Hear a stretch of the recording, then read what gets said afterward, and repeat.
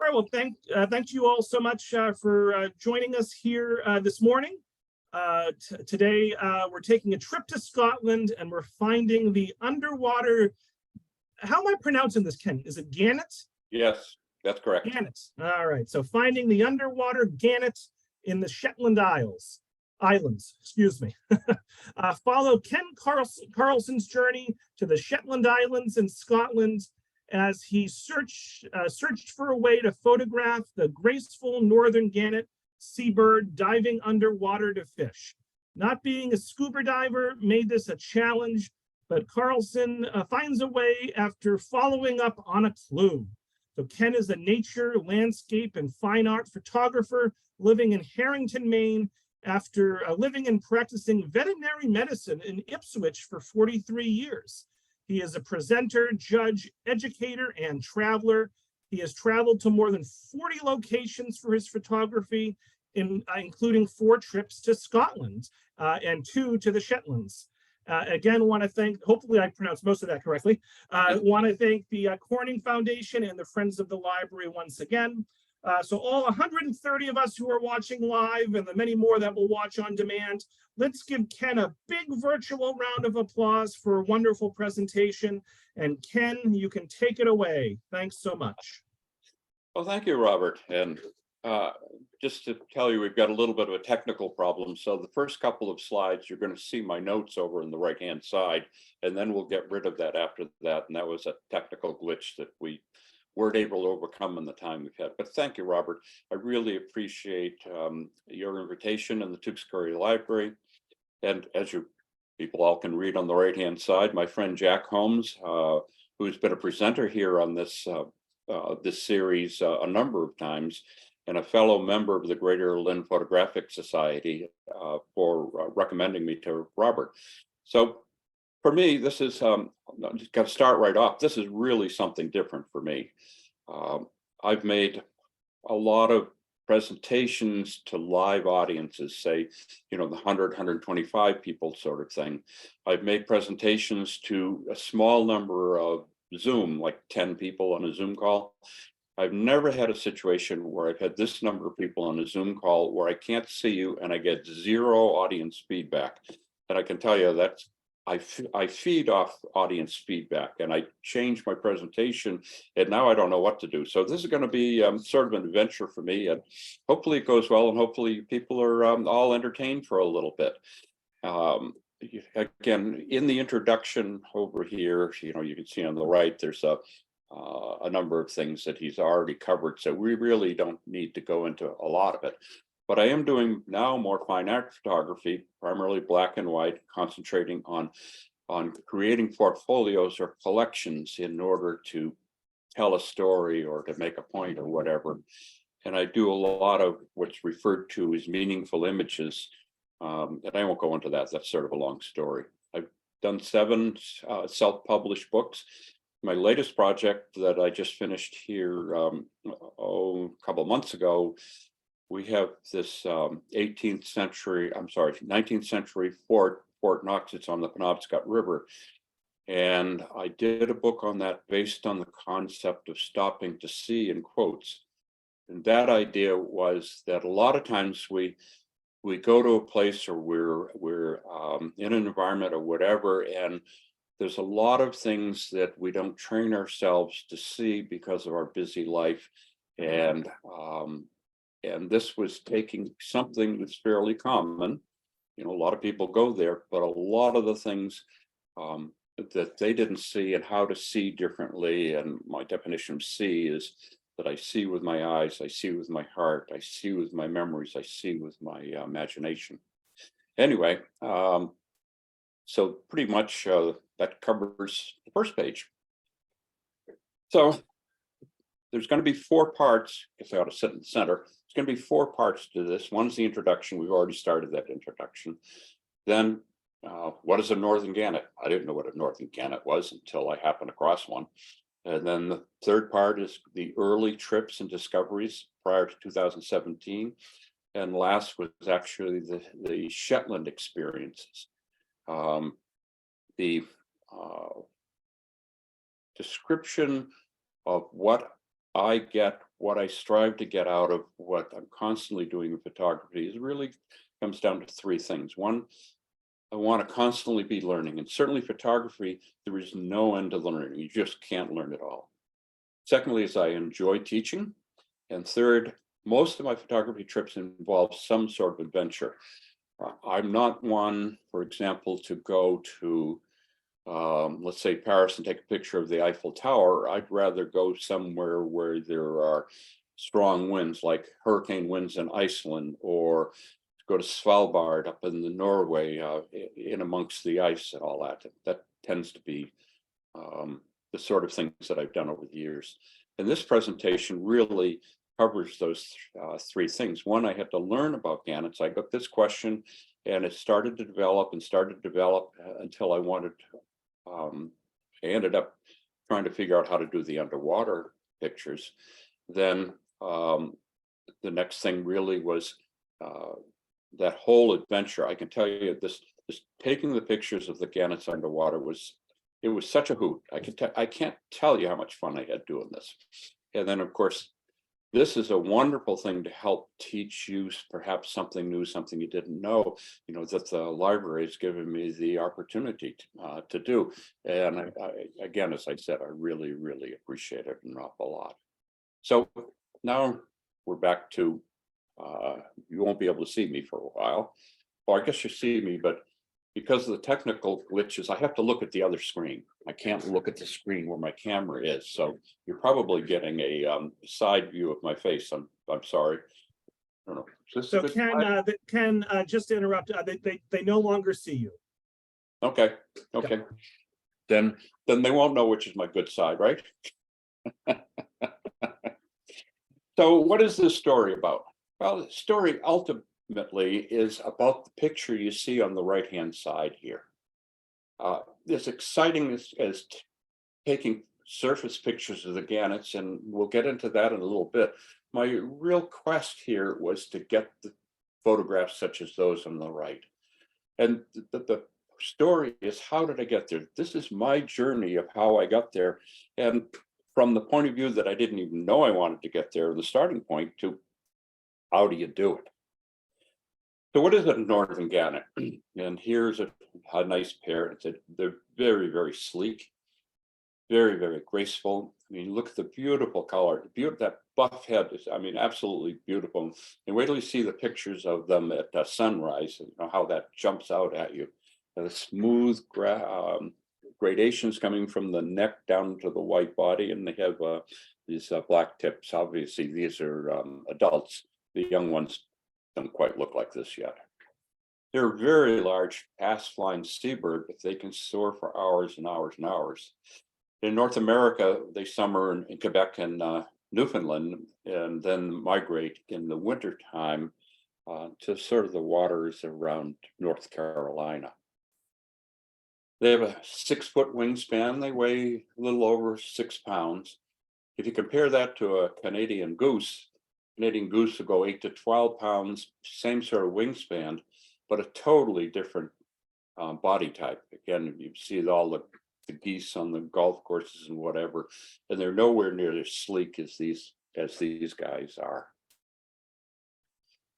Again, they are the largest seabird in the North Atlantic, and so this guy here is collecting nesting materials for his mate, and they feed on shoalfish and schools of shoalfish such as capelin, sardines, smelts, menhaden, fish like that.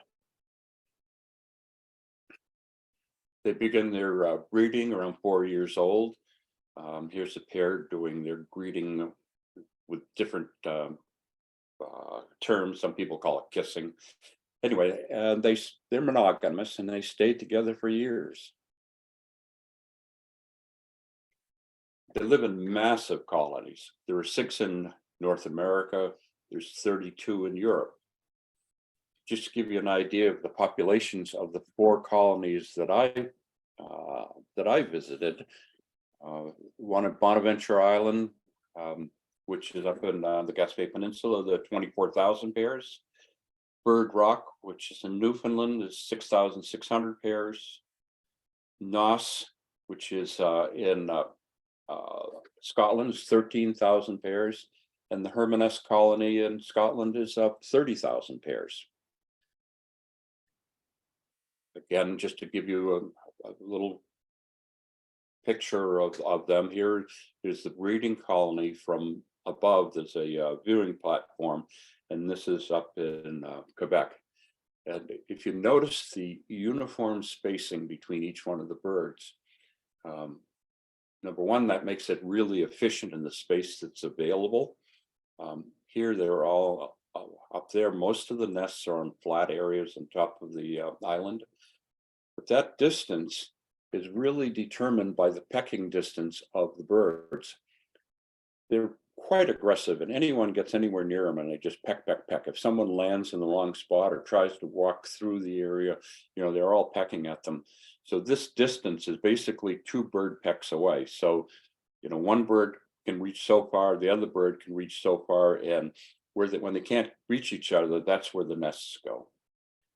And any of you that have visited any colonies like this, they stink. I mean, the Mauna Guano is just phenomenal. And I mean, it is quite smelly and loud. There's constant noise, constant going back and forth. I mean, it's just so cool. Here, let's see if I can do this. This might be where we get a little messed up. Let me see. Do you see my pencil, Robert, on this picture? Yes, we do. Yes. Okay, so they have a solitary egg, and you can see right here this brown egg underneath, and they raise 1 chick a year. And here's a picture of a day-old chick. Pretty homely, isn't he? They're just something else. But in about 10 to 14 days, they develop feathers all over them and get to look fluffy like this. Still homely, but at least they're covered in the fluffy feathers. So to give you an idea of my journey, my journey started as a happenstance, if you will, in Halibut Point, off Rockport. And this was just a happenstance. My wife and I were down there, and we were down there in the wintertime looking at the birds, and particularly they have the harlequin ducks down there, and I saw these gannets go by, and I'd never seen them before. They really caught my attention, and I thought they were really kind of cool. So, from there we went, whoop, let's go back, messed that up. From there we went up to Bonaventure Island and Perce Rock Migratory Bird Sanctuary, it's called. It's up on the Gaspé Peninsula in Quebec. And that I happened to get hints from some other of the Camera Club members.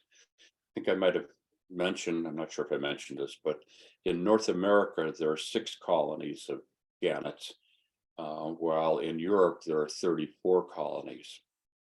Then that led me a few years later, or a year or two later, went to Newfoundland to Bird Rock up in Cape St. Mary in Newfoundland. And I've got an interesting story when we get there in a minute about that. And finally then over to Hermanus in the Shetlands, and finally down to Noss Nature Reserve. That was also in the Shetlands. So I don't know if any of you have been up here to Perce in Quebec, but this is the rock, the famous Perce Rock.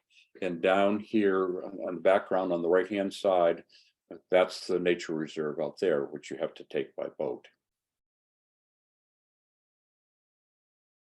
And geographically, to give you a little bit of an idea, there's the trip from Boston to Bonaventure up there in the Gaspé. Of course, now I'm living in Maine, so I didn't go quite that far. When we went up there, I left from our place here in Maine. So to get on the nature reserve, you have to take a boat. So you start in the town of Perce, and they take the boat, and initially it goes out here, and this is Purse Rock right here. So they take you around there to enjoy the rock, and then they take you around all the way around the island until you get to right here, which is where the wardens have their wharf. One of the good parts of taking this boat trip was I got to scout the area because I really wanted to get out there at sunrise, and to hire a boat to take me out at sunrise. So those of you who are photographers know that when you're trying to take sunrise pictures and early morning pictures, the time goes by fast. You don't have a lot of time you pretty much have to know where you're going. So I was able to go along there with a compass and whatever and say, okay, I want to be here at this time, I want to be there at that time. And a lot of those pictures you won't see in this particular show because we don't have enough time, basically. I did go to Bonaventure twice, and tell you the funny thing is, you go out on this boat and you land, and the wardens sit there when you get there, and they give you a little talk about the rules and the regulations and whatever. And so the second time I went up there, I went all by myself, and it was basically there to take pictures of the young chicks and leave. So we went up there, and they had a sign that said all the French speakers go to here and all the non-French speakers go there. And on the boat that went over, there were about 75 of us on the boat. I was the only non-French speaker on the whole boat. And again, for any of you who've been out to Gaspé, it's a bit of a pain in the neck to get to. So there's a lot of people that come from Montreal, from the French-speaking part of Canada to vacation here, and less so the people from other parts of the world, just because it's a little bit of a nuisance to get there. Again, here's a picture of the rock, and you can see the sunset. Oh, I'm sorry, sunrise going. And so here we're looking to the east through it, and it was quite a beautiful morning. And here we're looking west. I think I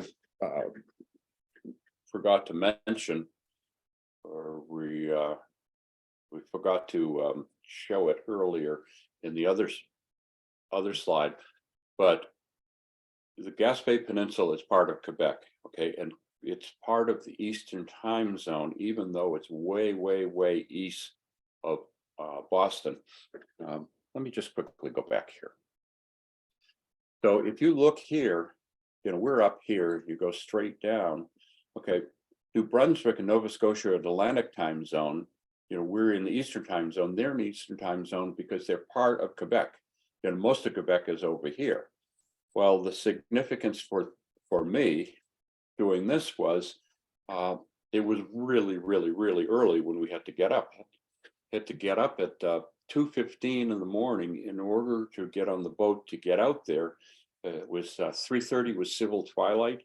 So we were there the 20th or the 21st of June. I said, this is dumb planning to have to get up at that hour.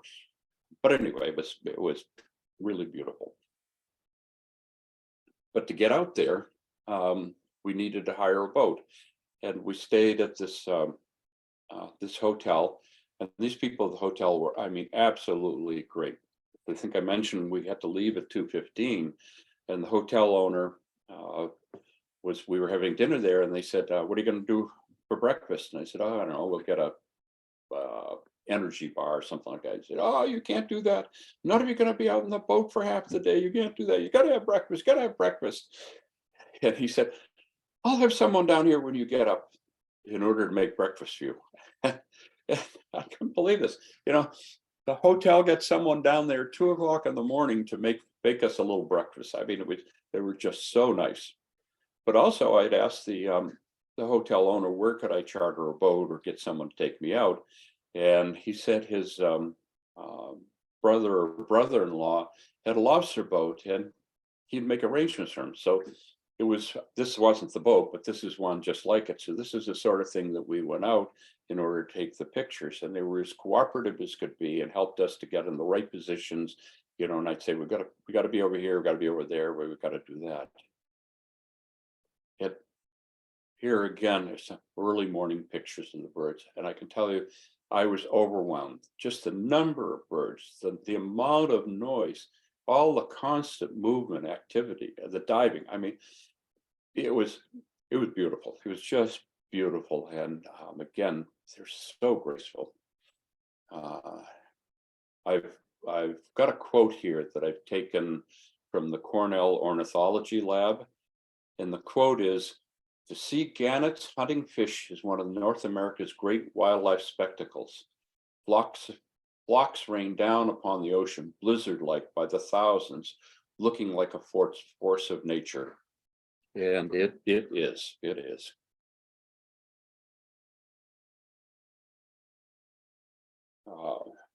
One of the problems we had there was all these pictures had to be taken with a telephoto lens, because it was really impossible to get close to the birds.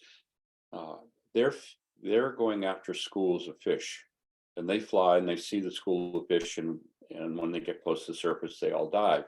And the fish go back down somewhere, and then they might come up a half a mile away. So we see them starting to feed, and I talked to the boat captain and said, well, let's get over as close to him as we can. And then, you know, by the time we get close to them, the fish have moved somewhere else, and then we're swiveling our necks all around. Where are they going to come up next? And oh, there it is behind us. Let's move over there. And it was constant moving, but it was pretty much all telephoto type pictures. And again, as I said, you know, we were just constantly moving the boat to get in the proper position. And there was no way to predict where the fish were going to come up to the surface. Again, just absolutely beautiful.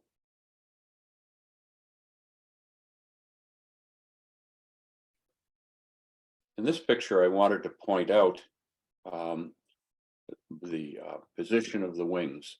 So as they start to dive, they're like in this jet plane sort of a position, and that allows them, again, they can see the fish underwater. That allows them to change their trajectory as they need to. And then right before they hit the water, they go into this pencil-like shape. And we're going to the next slide. Actually, we'll go to the next slide. If they hit it just right, these splashes will go up 6 feet in the air. I mean, it again, I know I keep saying this, it's just so cool. Okay, after we went there, the next thing was to go to Newfoundland. And my wife and I were primarily going to Newfoundland to go to listen to the Celtic music and to go to this famous bird rock in Cape St. Mary's. And we're going to try something in here. I'm going to try and go to Google and show you something on Google Earth. But first of all, before I get there, I've got to tell you again, I'm sure because you're watching this, a lot of you people are travelers, and you know travelers screw ups, and sometimes the airlines do it and whatever. In this particular case, I reserved a car to go to St. John, and we got in, flew into the airport up here, and I got out and went up to the counter to one of the major, I don't know whether it was Avis or Hertz, one of the major companies. And they said, "Nah, we don't have you. We don't have reservations." I said, "What do you mean?" And so I pulled out my paperwork and I put it down in front of him, and there it is, and the date and all that sort of stuff. He said, No. You've done St. John, which is in New Brunswick. We're St. John with an S, which is in Newfoundland." I said, "Oh God." So I said, just give me another card. And he said, "There are none. They have such a small season. They have a small fleet, and they're all out, and nothing's in to rent." And of course, we're going to be there for weeks. They go, "Now what do I do? You know, I mean, are we just going to sit in the bars and listen to Celtic music for a week?" And he said, "Well," he said, "I've got this. I got one that we just pulled out of service, and it was going back to the headquarters or wherever it was going to. Let me see if it's still here and hasn't left." Sure enough, it was there, and he was able to rent it to us. And I go, "Wow, okay, that saves us a little bit." Now, we're going to try this. And Robert, you need to tell me if we see what we're going to see. And comes up on the wrong screen, doesn't it? Let me see if I can do this. I want to do switch screens. Can I do switch screens? I'm going to go over here. And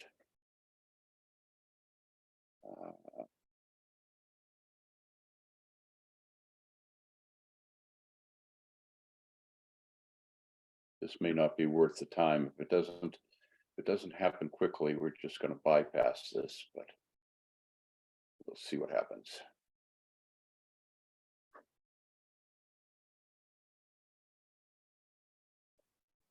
No, you've still got the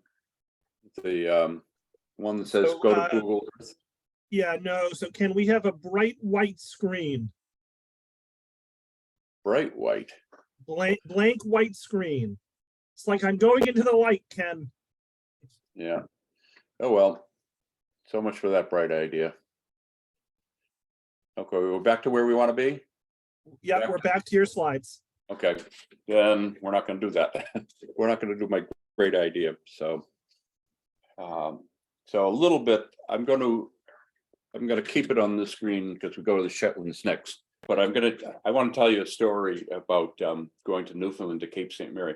Bird Rock is this big pinnacle, and I can't remember how high it is, but say maybe 500 feet high.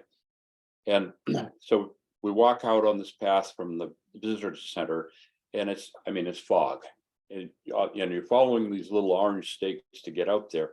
And when we get out there, it starts to lift a little bit, and it goes out in this narrow little V.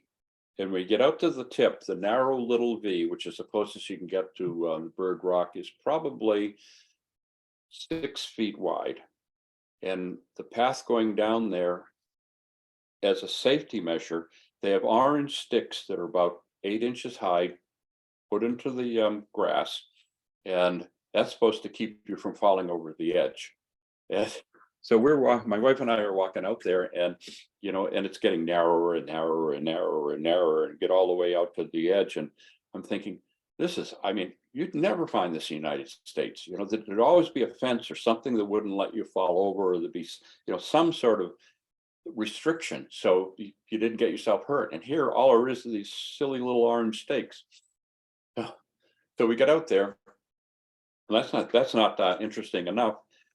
And there's a warden out there, and the warden is talking to another photographer, and we sort of took turns going to the very tip.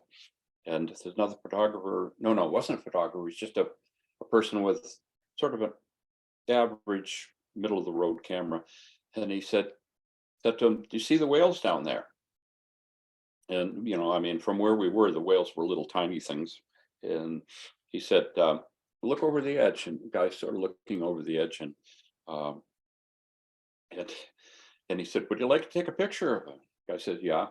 He said, "Okay, well, put the strap around your neck and lean out on this rock." So he lies flat on the rock. He said, "Keep scooching out, and I'll hold your belt so you don't fall over." And I'm going, "You got to be kidding me. Where in the United States would you have a warden that would let you hang 500 feet over the ground and being dependent upon being held by his belt?" We're just astounded at the difference in cultures and in different areas. But anyway, too bad I couldn't show you the pictures of what it looked like. Getting on, we just have half an hour. Okay. Now we're getting into the Shetland experience, and this is going to be divided really into these 5 sections. One, overcoming the various challenges to do the whole thing. And secondly is, where the heck are the Shetland Islands, and figuring out where the colony sites are. Then figure out how to get around in Shetland, preparing for the shoot, and then the actual shoot.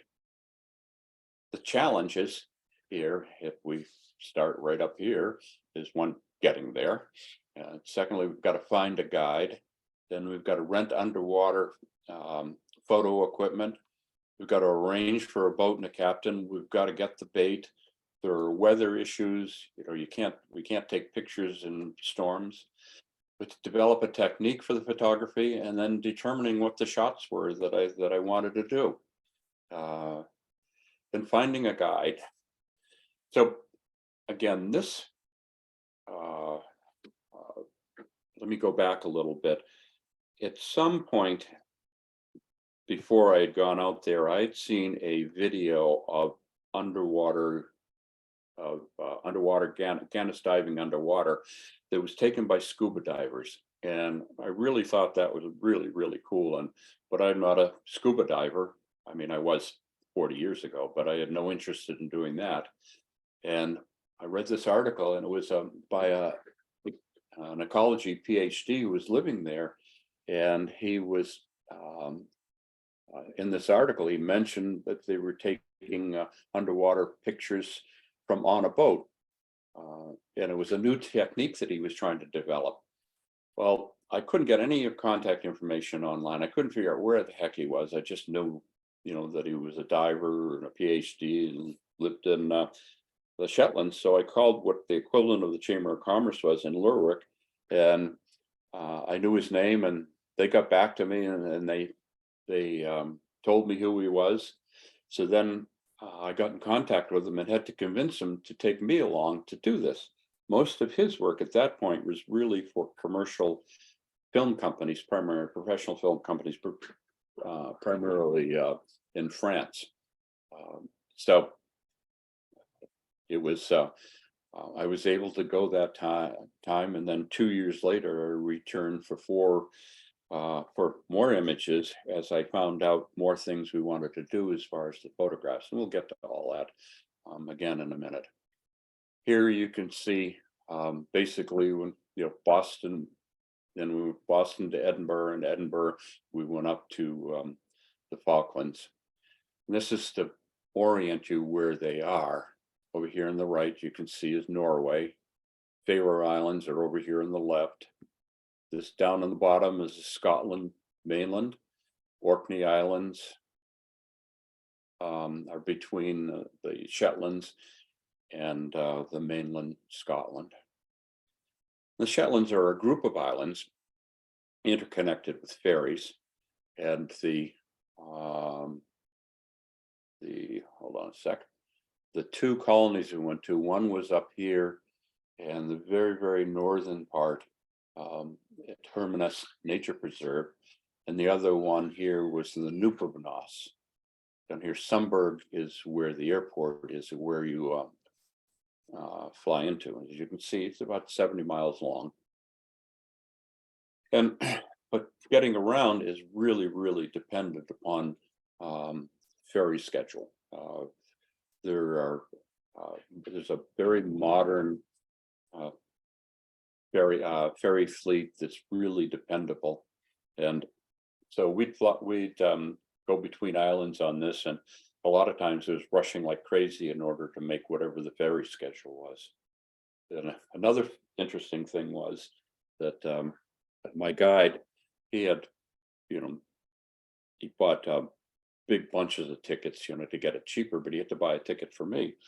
So the ticket collector came, and he referred to me as an OAP, and then he took the ticket, and I just didn't say anything. And he said, I hope you don't mind me referring to you as an OAP. And I said, I don't know, what the heck's an OAP? And he said, old age pensioner, it's cheaper. I said, oh God. Anyway, here we're bringing one of the ferries into the dock, but what I'd like you to notice here is that the landscape in the background, you see that it's basically treeless and pretty flat, and it's sheep country. There's just lots of open area and lots and lots and lots of wind. And the sheep, as you get further away from Lerwick, which is the capital and essentially the only city, there are fewer and fewer fences, and so therefore, the sheep could be anywhere in the road as you're driving around. Here, this is we're getting to the entry to one of the ferries.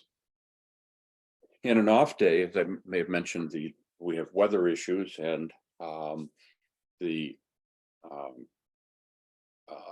off day when we couldn't go out, we went to Nos, and went across there in order to sort of scout it out and take pictures. Nos again is this island across the way here. Here is the Noop of Nos. Noop basically is a headland, and you can see it's 590 feet above the sea level, and you can see all those nesting birds up there. It's just tons and tons and tons of them.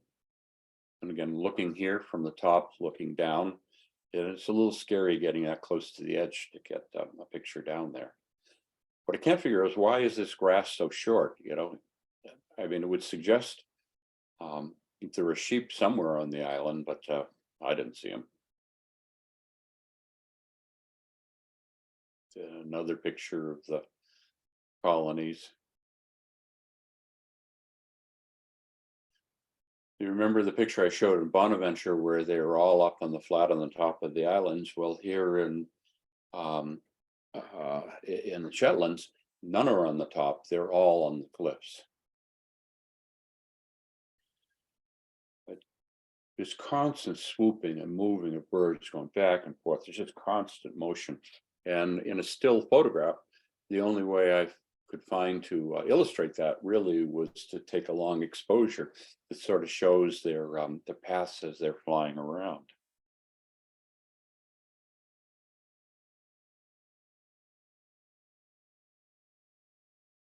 Very, very, very territorial when it comes to the nests. I mentioned before about the nests being and the flats being 2 pecking distance apart. Here's this one bird got too close to this other bird's nest, and she's driving them away. And they'll claim the nests well before they actually lay the egg. You know, there are good nesting places and bad.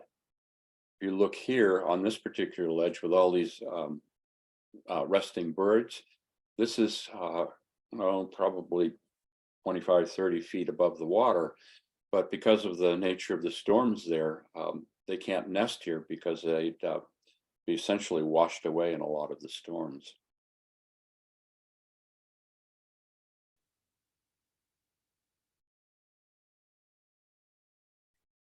They just beautiful bird, and just a close-up detail of this one.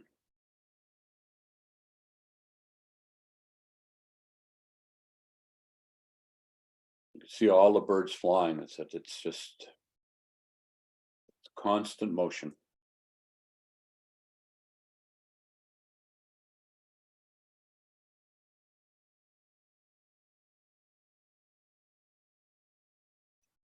The bait, getting the bait. Let's see, how are we doing? We're at 45 minutes now, aren't we, Robert? So Ken, we're doing fine. Yeah, 45 minutes. And if we go a little bit past an hour before we get to questions, it's not the end of the world. Okay.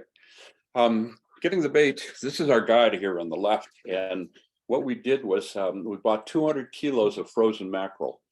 And this mackerel was mackerel that was not fit for human consumption. They may have bruises on it or wounds and pulled out by the inspectors, probably go to fertilizer. So we'd buy them frozen and then had to thaw them out and put them in these buckets.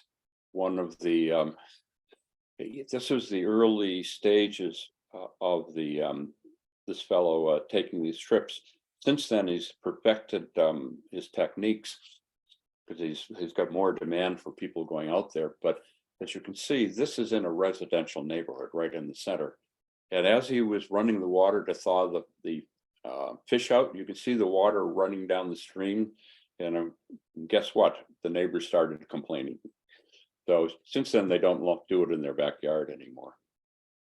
But here he went from his backyard, had to carry it down, you know, this narrow, up and down this narrow lane into his truck, which is behind where I'm standing. A lot of manual labor.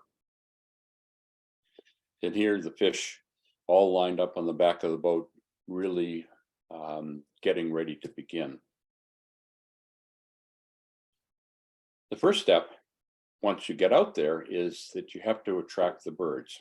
So we're sort of motoring around slowly, throwing bait over to get them to start coming. Once you get a few to come, more and more and more come. Again, as I mentioned before, they go to where the schools are, and they determine that by they see birds diving and they know the school's in that location. Once you get them started, they'll keep coming. Just look how beautiful they are. Just wonderful birds. This is the boat that I chartered. The captain is the guy in the front. My wife is there in the center, and then there are a couple of friends. Captain's job is to keep the boat where we want it all the time and facing the right direction. Finally, after all that, getting to my goal here really was figure out how to photograph the underwater gannets. So, as I mentioned before, we have to get the equipment. I don't have all this stuff because I don't do a lot of underwater photography, but I had to rent a camera and underwater housings, strobes, lights, triggering mechanisms. I had to figure out, there were 3 types of photographs that I wanted to take, again, over the 2-year period. This is called a half in, half out. Then there were some fully underwater in relatively shallow, and then fully underwater and relatively deep water. But these here, the half in, half out, there's focusing problems, as you can see, because obviously the camera looks at things a little bit differently. It's distorted underwater, and so you tend to get one or the other. Here they are in a relatively shallow underwater. I mean, speed. These guys are really going fast underwater, and I chose this photograph to try and represent the feeling of the speed that they get. I mean, when I'm taking the pictures, I'm moving the camera. You have to move it up and down and left and right, and I can see all the birds diving into the water, and the water's clear, so you can see them coming, and you're trying to get it to the right place so you can fire the camera at the right time.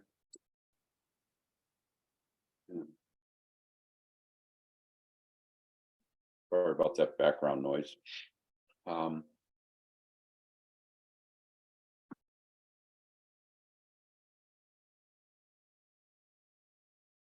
They really are controlling their diving. As you can see, they're using their wings and they're turning the corners. They've got a lot of control underwater. And we were using a wide angle lens. This is a 10mm lens. So they're very, very close. This guy at this point really is checking out the lens. He's probably 3 or 4 inches away from the lens when I take this picture.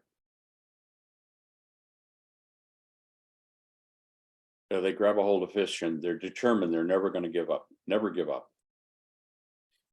You see, these guys ripped it apart. They weren't going to give up their half at all.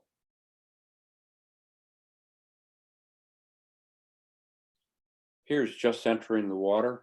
Notice the air bubble that he's bringing down with him all around him. And I'll show you another picture of that here in a little bit. But look at the eyes of these guys coming after the one that has the fish. I mean, don't they just look evil?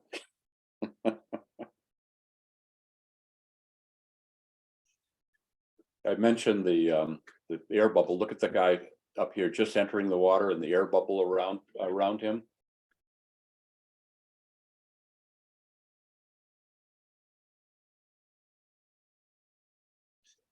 This one here, it makes me think of that the movie my grandchildren will watch, Finding Nemo, with the birds going mine, mine, mine, mine, mine, mine, mine.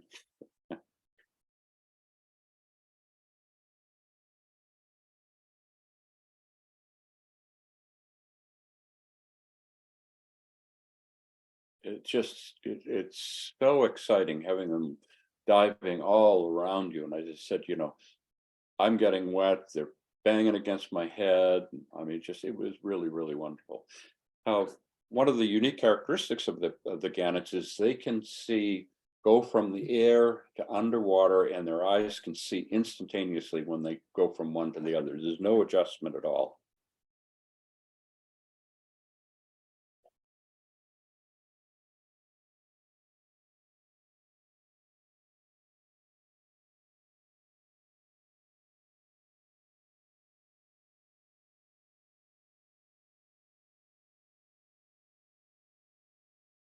if you look at the different wing positions of different birds in this photograph, they use the wing positions in order to control their speed and control the direction.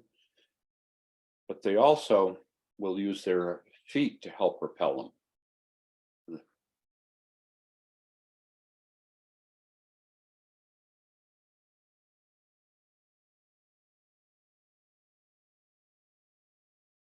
I mentioned it's like a machine gun going off as they're diving, just going boom, boom, boom, boom, boom, boom, boom, boom, boom. You know, I mentioned it was so much fun. I'd sit there and I'd be taking pictures, you know, and I'm focusing underwater, but I can see out of the my periphery, I can see what's going on as they're entering the water. And when they're really going crazy, I mean, I'd have to stop taking pictures. I just start laughing. It was so much, it was so much fun watching them do that.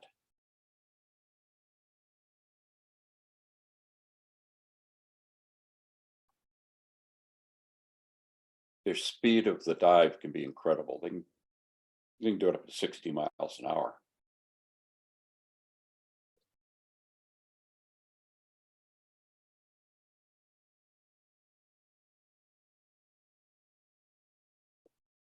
So after, as I said, we had 200 kilos of fish, and someone's charged with throwing them overboard, and so someone had to be constantly feeding the fish and had to go in the right spot in order to get the birds close enough to the camera where we wanted it, and the boat had to be kept in the right position. And I'm moving the camera around up and down and sideways and all that sort of stuff. But after about 2.5 hours, we ran out of fish. So they're looking for something.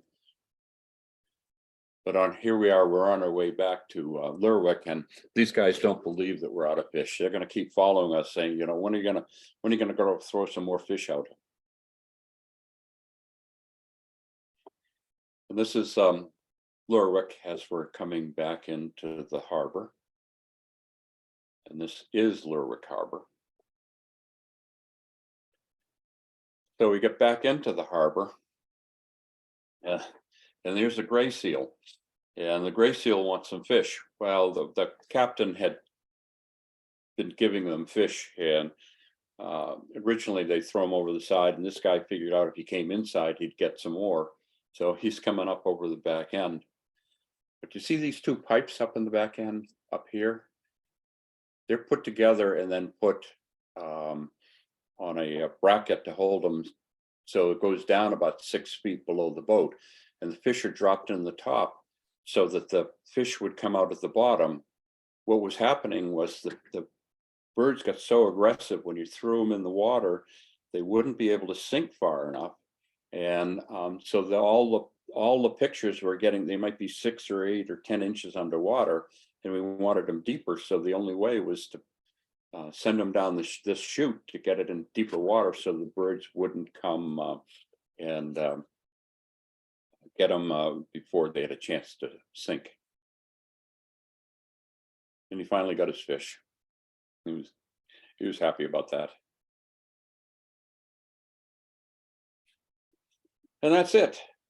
I'd like to thank all of you for your time, and thank Robert, thank the library. And this was, you know, for me, it was absolutely a fun experience, and I really enjoyed you taking the time to listen to me. Thank you, Robert. Yeah, no, you're welcome, Ken. So let's give Ken a big virtual round of applause, everyone. And we have time for questions. Larry would like to know, were you fully submerged in the water, and were you in a wetsuit or a dry suit? Neither. I was sitting on the transom. So, you know, they had a couple steps that went off, and I'd sit there. And so the housing and the strobe lights were all on a long pole. So the pole was maybe 5 feet long, and it had a triggering mechanism on it. And then we had to get the right buoyancy on the housing and all that. So I was able to keep it at the level that I wanted. So I was not in the water. Sam says, I apologize if I missed it, but how deep can the birds dive, or what is their average depth? Well, I know they can dive to about 60 feet. And remembering that they're feeding on shoalfish that tend to be on close to the surface. So they don't have to go really deep like seals do and some of the other things, but about 60 feet. An anonymous attendee asks, do both male and female birds hunt? Yes. Yep. They take turns. Yep. Gil would like to know, did you consider taking any video, or were you just concerned with photographs? I was just concerned with photographs. I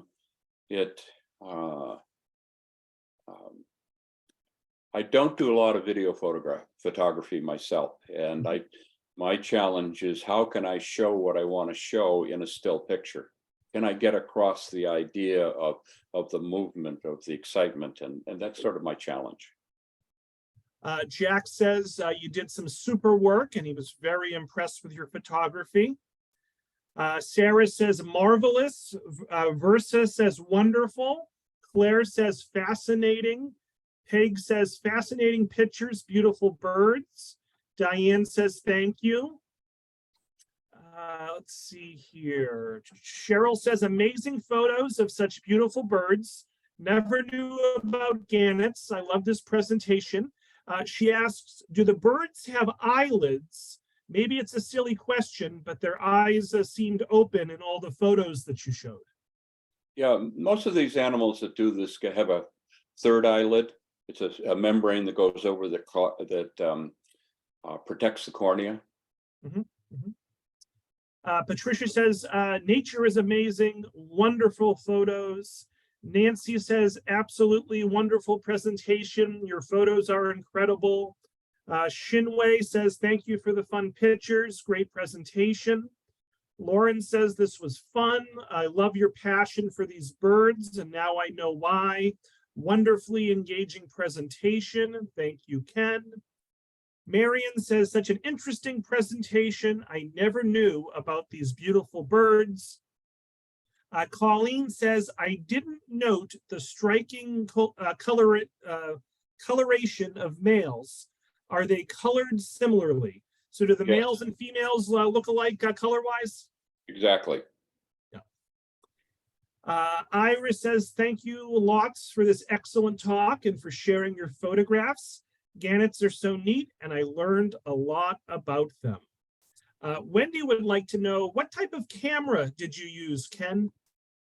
Well, this was a Nikon D3 was the camera that was put into the housing.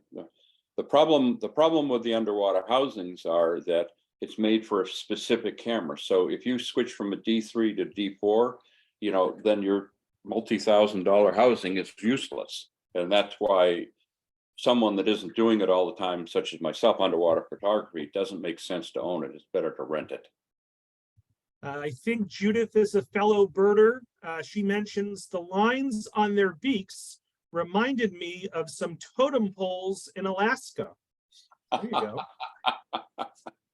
And Gil was wondering, do the birds have similar behavior in winter? Well, they lose. I don't know what their feeding is when they go down south, but what I do know is that pretty much during nesting and during when they're raising chicks, their energy requirements absolutely soar. So they really need a lot more at that particular time. The other thing is, I think that they lose some of their colorness, their beautiful color when they go south. So folks, I think that I've gone through all questions and comments. And of course, as I say that, up comes a question. So this will be our final question. An anonymous attendee asks, did you see gulls or other birds competing for the same territory in the Shetlands? Now, I'm going to answer in two ways. When we're out feeding them, throwing the mackerel over for them, yes, there were gulls around, but you know, the ratio was like 99 gannets to 1 gull. Now, with respect to the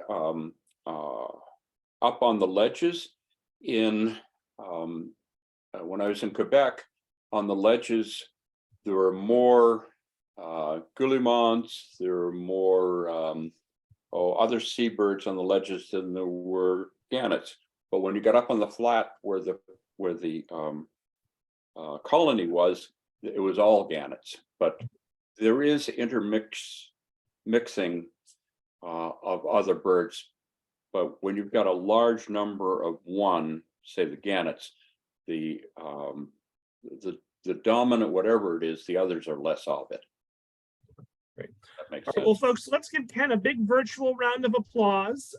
If you have any additional questions, his contact information is on the screen, as well as his website there, www.sleepydogphotography.com. Folks, look for an email from me tomorrow with a link to this recording, a link to a feedback survey, and information on some other upcoming nature programs and armchair travel programs that might be of interest to you. So let's give Ken another big round of applause. Thank you so much, Ken. You did a wonderful job. I know you are sort of new to presenting on Zoom with some big audiences. You did a great job. And want to thank Jack Holmes, who I know is on the line, for connecting us. So thank you all so much, and I hope everyone enjoys the rest of their day. Bye now. Bye-bye.